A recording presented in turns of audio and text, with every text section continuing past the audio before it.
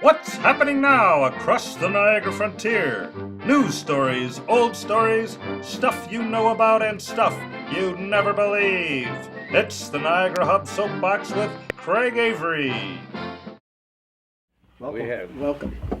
Our good buddy Jimmy Szwedo's here, who is no stranger to the silver screen in Niagara Falls at all. At least in Niagara Falls. There you go. I'm a star in my own mind. There you go. And then we're getting state recognition and then national recognition. Before you know it, you'll be around the world. Oh, so, my God. You know what? I've been around. Oh, never mind. I've been around the world, but just not on TV. Well, Tiger Woods needs a replacement as the most recognized person That's in true. the world. So, hey, second best, right? I forgot my hat. I was going to wear a hat today. You should have worn it. Anyway, you've announced you're going to be running for the mayor of Niagara Falls. Yes, I have. Very cool. And tell us some of your thoughts on, number one, what would make you do this, and You what know do you what? think A lot of can people have been asking me why would you even consider this? Why don't you? Are you crazy? Do you know what they're going to do to you? But again, I look at what they've done to all the citizens and small businesses in Niagara Falls, coming from a business background and from a community background. I look at what's happening in the city of Niagara Falls, and no matter what, we're not changing. And if it doesn't change, we're all going to die. We're all going to fade out. And I really feel that small businesses and the citizens need a voice in the city of Niagara Falls. So when they ask me, why would you do this? It's not about me. I don't want to be the mayor for the next 12 years. I do not want a six-figure salary or a lifetime. I don't want the pension. I'm not going to be there long enough to have the pension. I'm not going to be there for the lifetime health care. But I am going to be there for the people. I don't want it to be about me. You can tell people are saying, "Oh, he's out there. His ideas will never work." I mean, you're out there or you're out there? Probably Both. A little bit of both. He's out there. His ideas His ideas aren't going to work. He can't do that. He can't change things. And you know what? I agree with him. I can't. But it can't be about me. But everything that's wrong with Niagara Falls, everything that's wrong with the county, it can be changed. But not by me, but by the people. So if the people start to think, if the small businesses work together instead of against each other, if the community business organizations and the block clubs work together, but mainly the people, if we can get the people interested in a new Niagara Falls, in a better life where their kids don't have to move away because we are finding jobs for them, okay, where their children find a piece of Niagara Falls, they're involved in it. All of a sudden, maybe we have some small business enterprise programs and different things that all of a sudden that guy gets out of college and maybe he wants to be an entrepreneur. Maybe he wants to stay in the city.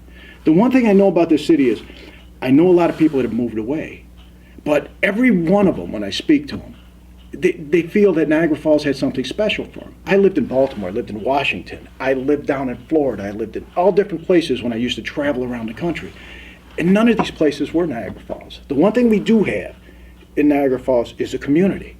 Everyone knows each other. Everyone walks up to each other on the street. You don't have this. I mean, I lived in Baltimore and in Washington where you didn't know, you were lucky to know the neighbor on your left and the neighbor on your right. You definitely didn't know the man 2 or 3 feet down.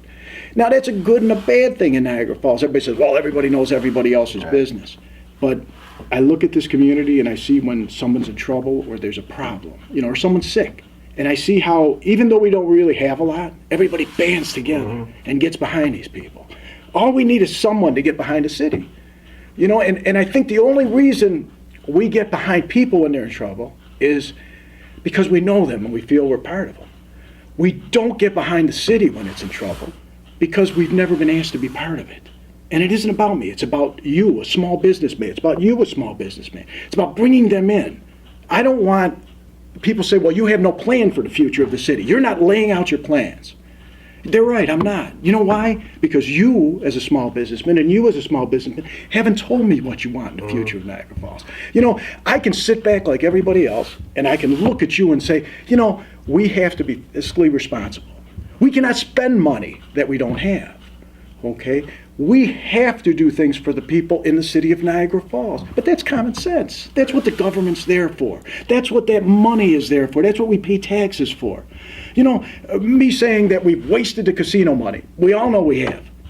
Okay, we don't have one private sector job to show for it.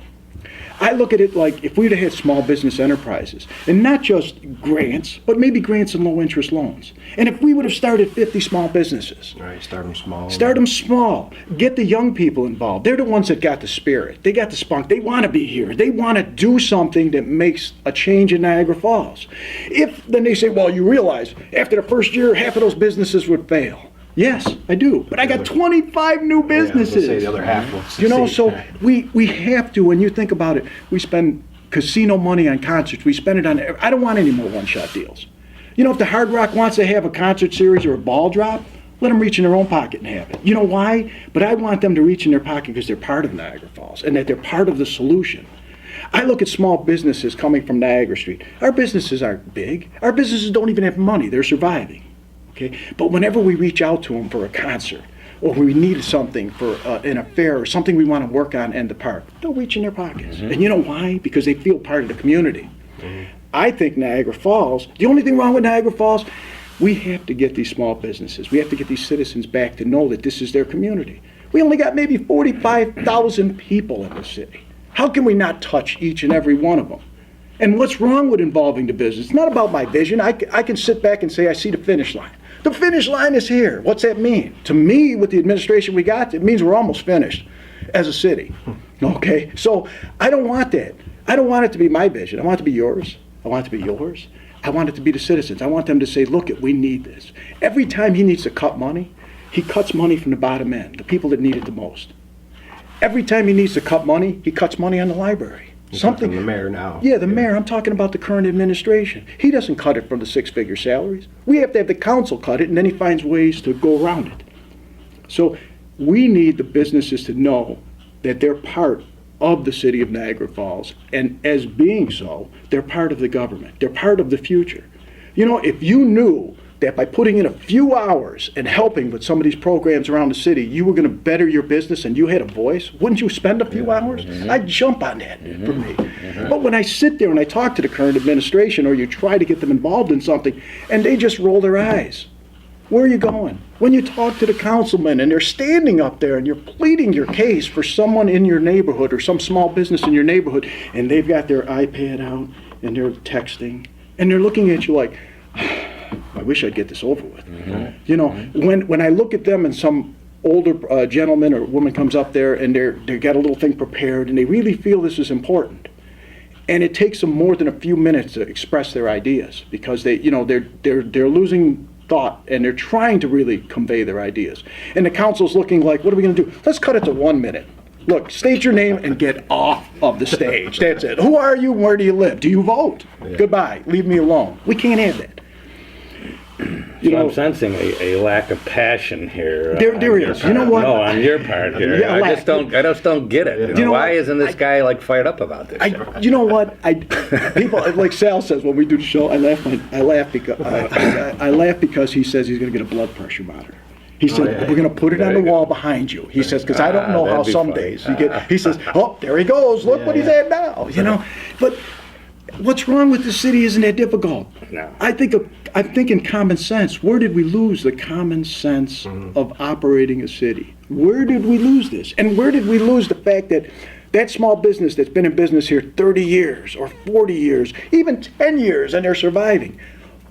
When did they not become a part of? They're doing something right. Yeah, they're doing something right. And why am I afraid? I'm not going to be the kind of mayor that says, it's my vision. It's not. Okay?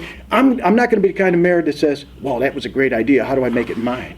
I'm going to be the mayor that says, Mrs. Jones on 22nd Street, this is a great idea. Where did she come up with this? Right. And we got one chance. Okay?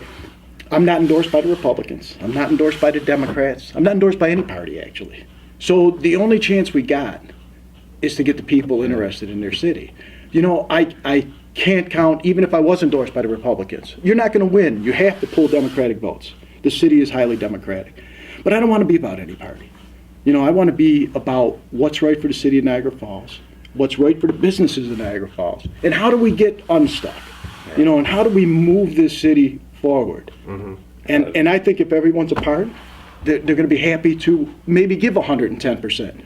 Give just a little bit more to push this city if they knew that I was going to listen. And administrations, they're going to be comprised, if by chance I do win, it's going to be comprised of the businesses and the people that have a stake and interest in the city of Niagara Falls. Some reason to want to move it forward. Okay, they're going to know the city. They're going to be people that I'm going to say, oh man, you got to go to 22nd Street. Send the people. Okay, be right there. Send the trucks out. You know, they're going to be each and every businessman in the city of Niagara Falls is going to know my city administrator, because that city administrator is going to be at each and every business, asking them how they're doing. What can we do better?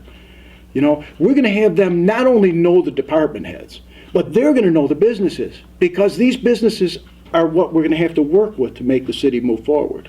They're going to know the citizens. My DPW director, okay, you got a problem, you're going to talk to him. Okay, they're going to dispatch the crews. We're going to have at every council meeting, every department head like they should be there. And they're not going to blow off the question like, Stan, your question's not important. You know, I got more important things to do. Every question's important, because to that citizen, it's important. So you'll have a team of experts. Would I say experts? I would say as much of a team of experts as we can accomplish, and they're going to have an interest, but they're going to know everything about the city. And if they don't have the answer, it's not going to be like they're just going to blow it off. They're not going to look at you like their dog died and I want to get out of here. I'm going to look at them and I'm going to say, okay, look it, call them back.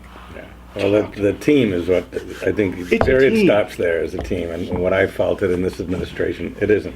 You even said he. He. Subliminally, we all say he because he has no team. None. And I've been critical, and I'm sorry, but we've got a couple employees there, main employees that cannot do their job. We have a No. city planner who has planned where we are today. He's had the job for 30 years.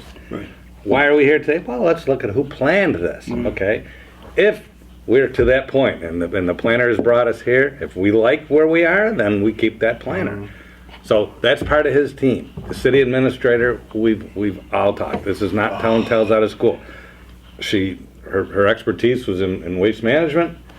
This whole waste thing came out, and Debacle. it was total. So guess what? Okay, if that's what you're good at, okay, go on.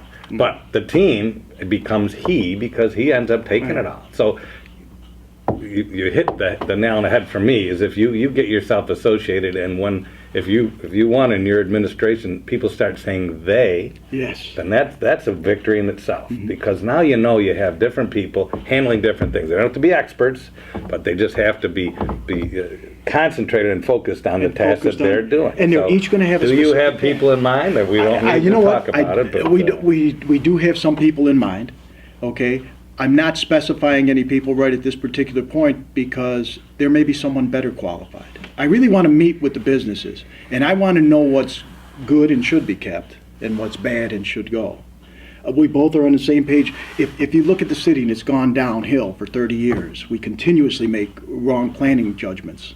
What's the one constant in the city? You know, the constant is the city plan. I mean, we have a constant. Through all these administrations, he's been there, and he's made the wrong decisions. Okay? And this isn't going to be, the people that are working in my administration, it's not going to be a 4-day work week. Okay? It's not going to be something where they have to be somewhere else. It's going to be something that they're going to want to do their job. And I am sure that there's a lot of like-minded people in the city that are willing to do what they have to do to push this city forward. And I already know, meeting with a lot of them, that the businesses are very interested in having a voice in where they're going. You know, you can't change things for businesses and for citizens on a whim. You know, at least if I sat down with you guys and I said, look it, you know, taxes got to go up, or this is going to affect your businesses. How do you feel about it? At least you know I came to you and said, and this is the reason why. Look, I can't figure any way out except to raise your tax. How about you guys? What can you come up with? Last-ditch effort. This is it. I need your input. I want you to know that this is where they're telling me we have to be at, unless you guys can help me come up with a solution. I don't want to do this. How can I help you? Put it in everybody's hands. You know what? Lay Find it a into the solution. hands of the people, and the same thing with decisions with the city. Every department that he's had in this city is somewhat dysfunctional. You know, and what I found working around the country is that when I get called to a place that was dysfunctional, it isn't the workers. You know, workers are the same. If you let them sit there, they're going to sit there. If they can collect their check and not work, they're going to do that. Okay, it's very difficult to find, but the administration is what makes the difference. The people, the worker, the bosses, what we always find, it's the upper people, because if they can't motivate the people to work and to work towards a better, then it's not going to happen. The workers are going to be taking naps. The workers are taking naps. Stopping The workers home. are riding around in trucks. You know what I mean? Even when it They're gets smarter than the boss. they're smarter than, They you know, gotta and figure it out. right, and even when it gets when you look at an administration that's lazy, then what have you got? If you got someone that works 4 days a week in their position, and they can't find them, well, why wouldn't you screw off if the boss don't care?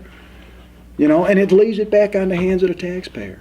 And actually, I can't fault the individuals because they've been allowed to exploit their inadequacies, if you Right. want to say it that way. You know, I mean, that's hey, their job now. Yeah, that's their job. So, well, That's gee, what to expect. But when they can't do it, someone should say, okay, thanks. It's not working. As opposed to, well, he's been this and Yeah, she look does at- that. It doesn't work. So And why would we promote people based on their, people that aren't adequate? People, why give someone a promotion or a raise Because when he's they've not been doing there for anything? 20 years. Let's promote him now. Let's promote Instead him. of- But wait, he never did anything for 20 years. Right. Matter of fact, does he sign in the morning? You know, Yeah, I mean, we He's been dead for 5 years. And if we're wrong, then let them correct that. But They no could- one's ever challenged the Nobody's challenges challenged that have been put out Nobody's there. challenged it. I work for some tough companies around the country, and they would. I understand. People say it's a city, but here, let's take this a step further. That's one of the. We know that we have problems with the current administration, and no one's challenged the norms. Okay, and we have to challenge the norm. Otherwise, it will. If we don't make the changes necessary, nothing will change. If we're not willing to step out and try and push those changes, why would anybody change? If you're sitting back, why change? So, we've got to push that.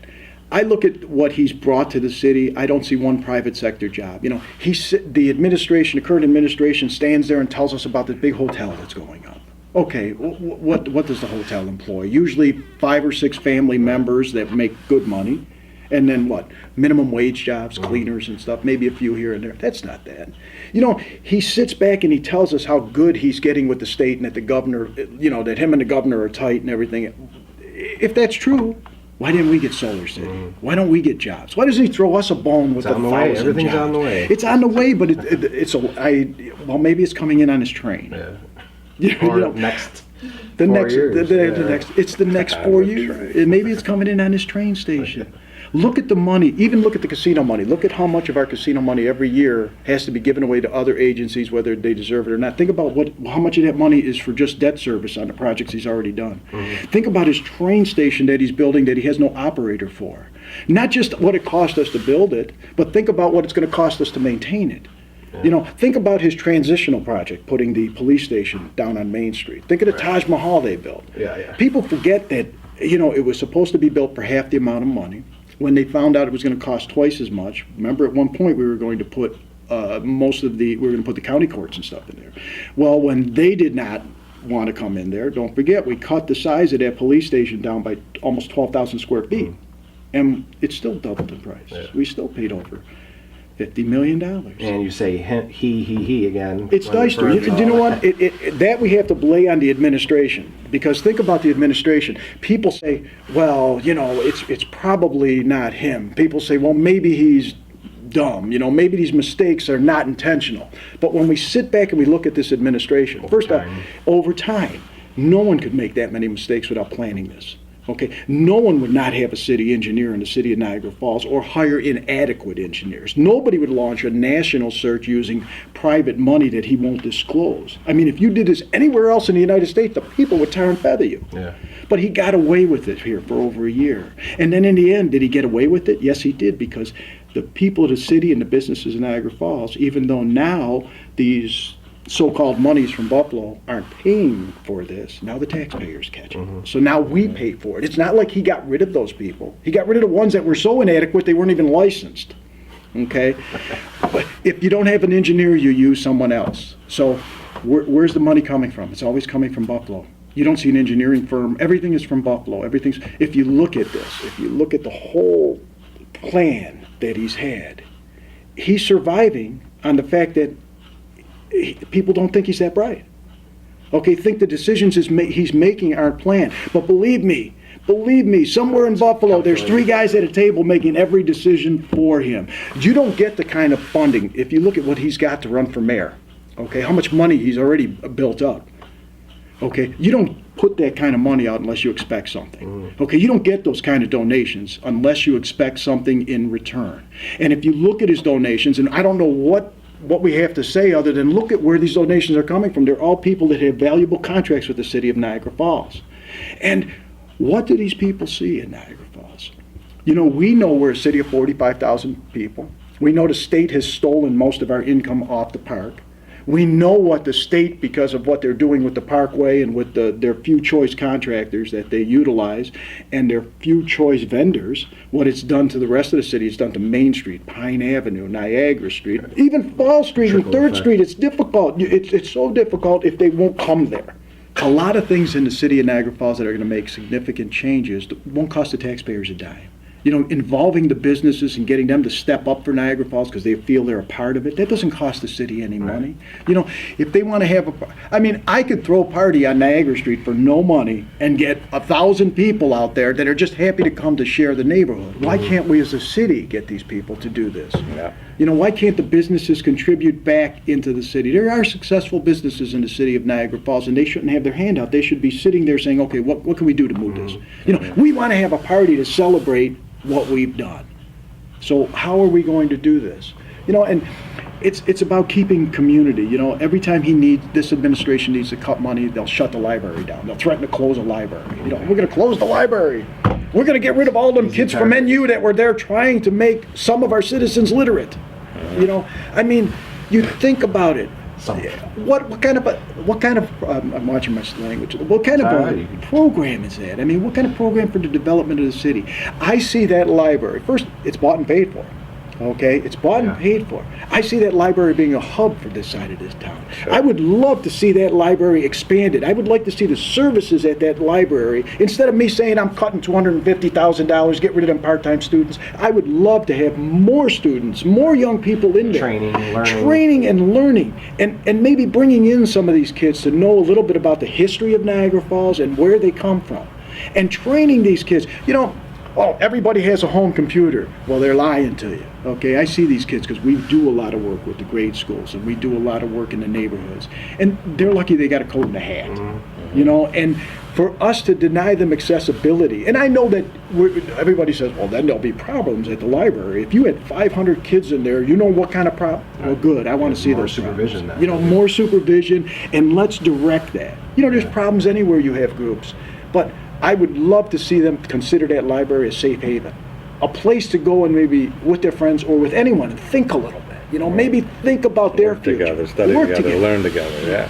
And one of the other pet peeves I got, which is going to involve, again, people say you get involved in things that even if you were mayor, you can't control. You can't control these things, so why even talk about them? But they're wrong, and they're wrong in the aspect they're right. As your mayor, I can't control them. As your mayor, I can't control a lot of things. But as your mayor, the people can control it. It's not about me, it's about the people. I look at our school system in the city of Niagara Falls, and we work with a lot of teachers in a lot of schools, in the schools that need help, and the schools that really, I see when we run a benefit or something like that, and we see that these kids, when I'm talking to the teachers, and they have to feed these children in order to even get them, because they're their last meal. I mean, that's it. You know, where are we going as a city? You know, and I look at, one of my biggest pet peeves is the usage with the school board of old buildings. And I know they want to cut their expenses, so they dump these buildings, and we get more subsidized housing. Well, let's see. I'm a landlord, and I own a house on 22nd Street. I keep it up as best I can, but it's a 80, 90-year-old house. But it's clean, and it's a good place for you to live, Stens. I need to rent my apartment to you, and I'm going to charge you $450 a month plus utilities. Would you move in there, or would you rather move into a brand new $250,000 or $280,000 apartment that, because of your income, you're only going to have to pay maybe $70 or $80 for a month? You know, we cannot continue. That's a way of thinking too. Yeah. And when you think about it, what's that do to the landlords? I'm not saying we don't have some landlords that I'd like to tar and feather. Okay, but we also have so many who are just hanging on. You know, and they really, it isn't, and they don't want to see and there's a lot of them that don't want to see that house on 22nd Street that they paid $40,000 for selling it off for 15 just to get out. Yeah. You know, so Got your loss. what we need to do and work with the school, and we need that school system and our school board to realize that these children aren't all rocket scientists. They're not going to be engineers. They're not all going to be doctors and lawyers. That No Child Left Behind isn't working. Okay, in a school district here, Buffalo and everywhere else, No Child Left Behind, you know what that means? When they turn 16, they dropped out of school.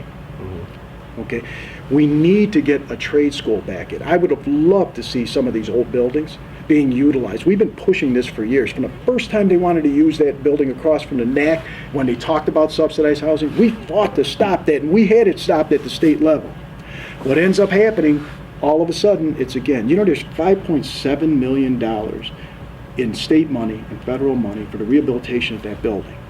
Now, to some people, to this administration, 5.7 is meaningless. You know, that's a piss in a bucket. That's nothing, you know. But 5.7 in the hands of a real contractor is huge money. Okay, now think about it. The last time that came up, which was 4, 5, 6 years ago when it got stopped, we actually had the unions convinced to work with the kids, to work with the people. Because the average, when you think about it, the average millwright, the average tradesman in the United States is 57 years old. Where are they going? Yeah. Okay. I know doctors that are plumbers, and they're a plumber because they couldn't make enough money as a doctor. And they, believe me, you would not even believe it. I work with engineers that learn a trade. On a trade, okay, and the trade lasts you for life, okay. And I sit back and I look at this kid. I see these kids in the school, and I say, man, that, you know, they're never going to be an engineer. Okay, but what if we tricked them to think about science and mathematics in a different way? Right. What if, because they love to work on cars, we once again did what we always did? I mean, we built this country on that. Right. So we've got to get our school systems and foster that program. Take these old buildings. We had at one time when that 5.7 was first announced and it was sitting there, we had the unions on board. We had contractors that would have cleaned the building out, done the asbestos work. We would have had a bare shell of a building ready to go for a little more than that $5.7 million. And then they say, how would you then keep it going? Simple. What would you rather have? Now these kids, if we could interest BOCES or interest the school district to sponsor a program for these kids. They know they're losing these kids. They don't want to admit it because it's funding. Okay, well, what if they still receive the funding because these kids that dropped out when they were 15 or 14 years old stayed in their system and they still got the money from the state and from the federal government because they're in the system. But they're in the system because maybe this kid is good with art. Maybe he wants to learn how to, you know, do mechanical work. Maybe he wants to be a welder, a plumber, or an artist, or just an entrepreneur. Okay, maybe he stayed in there and it's all here. It's all here. Yeah, maybe. How would you like? Here, this is what I've always seen, and people hate when I bring this up because you're screwing with the school board. I don't care if I screw with the school board. They got to realize they're making mistakes and they're losing money because they're losing children. When they lose children, they lose state and federal aid. If those kids that are walking our streets, these make-believe gangbangers that we got, were in school, and not just them, all the underemployed. Think about it. All these people that are on social services, that are working, that are basically boards of the state because we're paying for them, and they're 30, 40 years old with no education and no background to make money. So in New York State, we of course do whatever we can to support them. I was going to say their hands are just out and right. Getting filled. What would you rather be known for? And I stated this before. Would you rather be known for the city of subsidized housing, make-believe gangbangers in high crime and boarded up buildings, or the city in the state of New York that's known for craftsmen, tradesmen, entrepreneurial spirit? Easy answer. You know, here, let's picture this. If you're walking down Portage Road, what do you see? You see vagrants pushing shopping carts. You see young girls with 4 or 5 children. Yeah. Okay? You see make-believe gangbangers walking around. When you look at that campus that's sitting there right across from high school, an existing building, and you see these people wandering the neighborhood, okay, what would you rather? Would you rather see that? Well, here's one for you. I'd rather see students and what would you workers. like to see? All these kids walking in there, things being built, maybe projects being built on right on there. The union's working with you because we need tradesmen. We need millwrights. We need machinists. So as the mayor, next mayor, you would I bring would in do trade. everything in my power to stop that project from going through, and everything within my power, and I would try to convince the school district of the City of Niagara Falls to make that, because you know what? Here, I see that as a hub. Here, you're 30 years old, you haven't had a job in 10 years, okay? You're walking around doing nothing, aimlessly just wandering the city, which we know there are quite a few people like that, and it's with no direction because they don't feel wanted. What if I coaxed you back into that school? What if you learned a trade? Here's one. You learn a trade, you get a job. A couple of years later. A couple of years later, wait, you have a job. Now you say, wow, the city helped me. So you know what? I'm going to live in the city of Niagara Falls. I buy one of these boarded up houses. And now I have the ability to fix it. And I have a job. Now all of a sudden, guess what? I become a taxpayer. Right. All of a sudden we added you're one planting taxpayer. the seed, watering the seed. Watering the seed. letting And it doesn't cost us anything. It makes the school district money. If they would just understand the students they lost, that state and federal aid, it can come back to them. So it's coming You know, all you the way just back have to be able to say, it's not working what we're doing. We need to make a change. And you want to fix it. I want to fix it. You know what?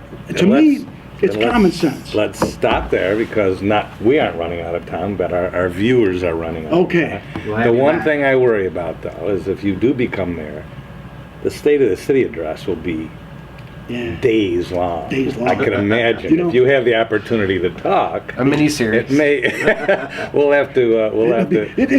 You think Roots was long? for Christ's sake. No, you know what the state address You're a was? good guy. Here we go. I love the passion. Here we go. Let's just do it. It's as simple as that. Because that would be, you know, these answers are simple. They're common sense. And when did we lose that? You know, when did we lose the idea of common sense? Oh, people lost it. You know, they did. We Maybe the have state to. of the city could be the city of the state. Yeah. There We you So have. you'll come back when, Yeah. in a month? Let's do it to be Anytime, as we're continuous. going Come back along. anytime. I mean, because there's so many things Yeah, yeah. happening since we started doing this. Most of them positive. Some of them I'm actually surprised about, and you know, of course, we get the negative. Yeah. You know, you're always going to get the What? negative. Really? I mean, there's not people. Some people aren't very happy that I'm running, to say the least. But You make it fun. That's right. One Stay more in quick touch. thing. Keep going. All right. One more. one quick thing. I'm running Republican. Hopefully I pick up another line. This is what's really upsetting most of the people in the city of Niagara, most of the people that are in power in the city of Niagara Falls, and most of the people that represent different parties. What I've said is, if I'm going to pick up a small line, you know, I'm going to end up with something. Somebody's going to throw me a bone. Working families, somebody. For all I care, it could be the Green Party. I don't care. Right. Okay. And what I've said is, even if I lose if by chance I lose the Republican line, I'm continuing in this race right to the end, because now that's what's really, I guess, upsetting a lot of people, because they say then at that point you would have no chance to win, but the message would be heard. You know, if 1,000 people all of a sudden feel that this message is right, we've changed 1,000 minds. So we're in it to the end. There you go. Win, lose, or draw, it's for the people. It has nothing to do with me. Good luck, buddy. Thank you. Thank you very Appreciate much. your stuff. Thank you. See you again soon. Thank you, Jim.